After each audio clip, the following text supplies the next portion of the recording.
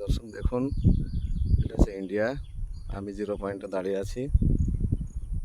India সরকার, Indian BSF, তারা বাংলাদেশের একবারে কাছে, একবারে জিরো পয়েন্ট থেকে জমি জমা কেটে তারা রাস্তা নির্মাণ করছে, এবং যা বাংলাদেশের জন্য চরম ক্ষতিকর এবং অমানবিক কাজটা করতেছে, যেটা কাম্য না। বাংলাদেশ সরকারও নীরব, এ বিষয়ে নীরব দর্শকের ভূমিকা পালন করতেছে।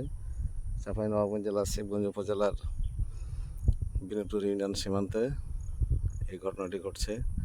বাংলাদেশের বিজিবি নির্বিকার, তারা তার কোনো প্রতিবাদ করতেছে না। রাস্তা নির্মাণের তার কোনো প্রতিবাদ করতেছে না। তারা অনায়াসে সীমান্ত ঘেঁষে নতুন করে সীমান্ত পার্শ্ববর্তী জমি কেটে তারা এই রাস্তা নির্মাণ করতেছে। আমি যে জায়গাতে দাঁড়িয়ে আছি, এটি হচ্ছে একবারে জিরো পয়েন্ট।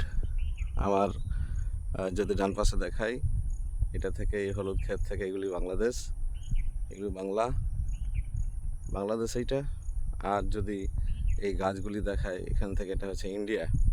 অর্থাৎ আমার দাঁড়ানো জায়গা থেকে বাম পাশটি হচ্ছে, পশ্চিম পাশটি হচ্ছে পুরো ইন্ডিয়া, এবং সেখানে ভারতের সীমান্তের বিএসএফ জওয়ানরা, তারা এখানে, ভারত সরকার তারা এখানে একবারে সীমান্ত ঘেঁষা এলাকায় রাস্তা বানাইছে। বাংলাদেশ সরকার নির্বিকার, বাংলাদেশ বিজেপি নির্বিকার। এই বর্ডার জিরো পয়েন্টে তারা যে রাস্তা নির্মাণ করলো, আন্তর্জাতিক সীমার লঙ্ঘন করে, আন্তর্জাতিক আইন লঙ্ঘন করে, যে সীমানা লঙ্ঘন করে তারা যে রাস্তা নির্মাণ করলো, সেটার প্রতিবাদ বাংলাদেশের বিজেপি করতেছে না, বা বাংলাদেশ সরকার করতেছে না। এই হচ্ছে বর্তমান আমাদের চিত্র। এটি রাস্তা দর্শকদের উদ্দেশ্যে দেখালাম, তারা দেখলে এটা বুঝতে পারবে। আসসালামু আলাইকুম।